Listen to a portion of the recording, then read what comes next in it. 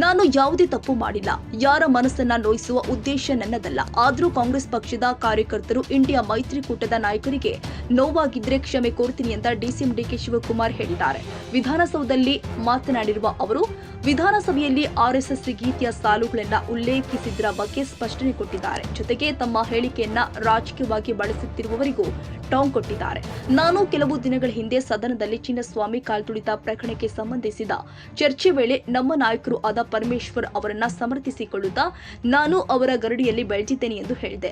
ಕೆಣಕಿದ ವಿರೋಧ ಪಕ್ಷದ ನಾಯಕ ಆರ್ ಅಶೋಕ್ ಅವರ ಕಾಲೆಳೆಯಲು ಅವರು ಬೆಳೆದು ಬಂದಿರುವ ಹಿನ್ನೆಲೆಯೂ ನನಗೆ ಗೊತ್ತಿದೆ ಅಂತ ಆರ್ಎಸ್ಎಸ್ ಗೀತೆಯ 2 ಸಾಲು ಹೇಳಿದೆ. ಆರ್ಎಸ್ಎಸ್ ಹೊಗಳುವುದು ನನ್ನ ಉದ್ದೇಶವಾಗಿರಲಿಲ್ಲ. ಆದರೆ ನಿರ್ದಿಷ್ಟ ಭಾಗವನ್ನು ಮಾತ್ರ ಕಟ್ ಅಂಡ್ ಪೇಸ್ಟ್ ಮಾಡಿ ಬೇರೆ ವಿಚಾರಗಳ ಜೊತೆ ಬೆರೆಸಿ ರಾಷ್ಟ್ರಮಟ್ಟದ ಸುದ್ದಿ ಮಾಡಲಾಗಿದೆ ಎಂದಿದ್ದಾರೆ. 1979ರಿಂದ ಕಾಂಗ್ರೆಸ್ ಪಕ್ಷದಲ್ಲಿ ಗುರುತಿಸಿಕೊಂಡು ವಿದ್ಯಾರ್ಥಿ ನಾಯಕನಾಗಿ ಕೆಲಸ ಮಾಡಿಕೊಂಡು ಬಂದವನು. ನಾನು ಹೊಸದಾಗಿ ಪಕ್ಷ ಸೇರಿದವನಲ್ಲ. ಯಾರಿಂದಲೂ ಪಾಠ ಹೇಳಿಸಿಕೊಳ್ಳುವ ಅವಶ್ಯಕತೆಯೂ ಇಲ್ಲ.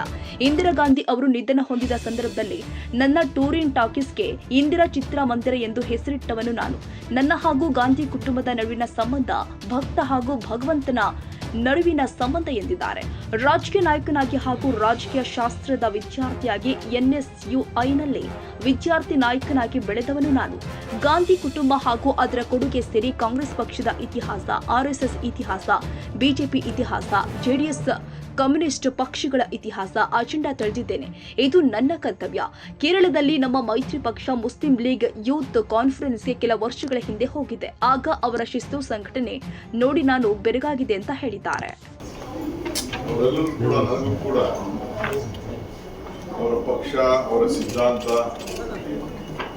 ವಿರೋಧ ಪಕ್ಷದ ಸಿದ್ಧಾಂತ ಎಲ್ಲ ಕೂಡ ನನಗೆ ಅರಿವಿದೆ ಅನ್ನೋ ಮಾತನ್ನ ಅವರಿಗೆ ಏನು ಅಷ್ಟೇ. ನನ್ನ ಪ್ರಜಾಪ್ರಭುತ್ವದ ವ್ಯವಸ್ಥೆಯಲ್ಲಿ,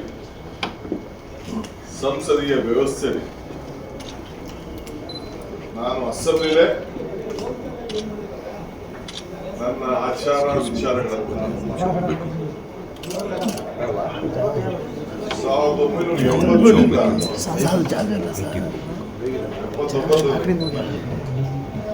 ಸತತವಾಗಿ ವಿದ್ಯಾರ್ಥಿ ನಾಯಕನಾಗಿ ಕಾಂಗ್ರೆಸ್ ಪಕ್ಷದಲ್ಲಿ ವಿದ್ಯಾರ್ಥಿ ಸಂಘಟನೆಯಲ್ಲಿ ಮುಗಿಸ್ಕೊಂಡು ಕೆಲಸವನ್ನು ಮಾಡಿಕೊಂಡು ಹೊಸದಾಗಿ ಪಾರ್ಟಿ ಸೇರಿದವರೆಲ್ಲ ಯಾರಿಂದ ಪಾಠ ಕೂಡ ನನ್ನ ಅವಶ್ಯಕತೆ ಇದೆ. ಇಂದಿರಾ ಗಾಂಧಿ ಅವರ ದಿನ ನನ್ನ ಚಿತ್ರಮಂದಿರಕ್ಕೆ ಟೂರಿಂಗ್ ಇಂದಿರಾ ಗಾಂಧಿ ಚಿತ್ರಮಂದಿರ ಅಂತ ಹೇಳಿ ನನಗೂ ಗಾಂಧಿ ಕುಟುಂಬಕ್ಕೂ ಭಕ್ತರಿಗೂ ಭಗವಂತರಿಗೂ ಆ ಭಾವನೆ ಮೇಲೆ ಗಾಂಧಿ ಕುಟುಂಬದ ತ್ಯಾಗ, ಅವರ ಇತಿಹಾಸ, ಅವರ ಬಲಿದಾನ, ಅವರ ಆಡಳಿತ, ಅವರ ಆಶೀರ್ವಾದ ಇವೆಲ್ಲ ಕೂಡ ಪಡ್ಕೊಂಡು ಅವರ ಮಾರ್ಗದರ್ಶನವನ್ನು ಪಡ್ಕೊಂಡು ರಾಜಕಾರಣವನ್ನು ಮಾಡ್ಕೊಂಡು ಇವತ್ತು ನಾನು ಸಾಂದರ್ಭಿಕವಾಗಿ ನಾನು MA ಪೊಲಿಟಿಕಲ್ ಸೈನ್ಸ್ ಸ್ಟೂಡೆಂಟ್. ಯಾವಾಗ ಪೊಲಿಟಿಕಲ್ ಸೈನ್ಸ್ ಮಾಡಿದೆ? 2008ರಲ್ಲಿ ಡಿಗ್ರಿ, 2004-05 ಶುರು ಮಾಡಿ 3 ವರ್ಷ ಬರೆದು ನಾನೊಬ್ಬ ಗ್ರಾಜುಯೇಟ್ ಆಗಬೇಕು ಅಂತೇಳಿ ಪೊಲಿಟಿಕಲ್ ಸೈನ್ಸ್ನ ಆಯ್ಕೆ ಮಾಡಿ ನಾನು ರಾಜಕಾರಣಕ್ಕೆ ಬರೋಕ್ಕಿಂತ ಮುಂಚೆ ವಿದ್ಯಾರ್ಥಿ ನಾಯಕನಿದ್ದಾಗ ಎಲ್ಲ ಪಾರ್ಟಿ ಬಗ್ಗೆ ಅಧ್ಯಯನ ಮಾಡಿ ನಾನು ದೇಶಕ್ಕೆ ಆಲ್ ಪಾರ್ಟಿ ಡೆಲಿಗೇಷನ್ ಕಮ್ಯುನಿಸ್ಟ್ ಬಗ್ಗೆ ತಿಳಿದಿದ್ದೇನೆ, ತೆಲುಗುದೇಶಂ ಬಗ್ಗೆ ತಿಳಿದಿದ್ದೇನೆ, RSS ಬಗ್ಗೆ ತಿಳಿದಿದ್ದೇನೆ, BJP ಬಗ್ಗೆ ತಿಳಿದಿದ್ದೇನೆ, ಜನತಾದಳದ ವಿಚಾರವನ್ನು ತಿಳಿದಿದ್ದೇನೆ, ಅವರ ಅಜೆಂಡಾಗಳು ತಿಳಿದಿದ್ದೇನೆ.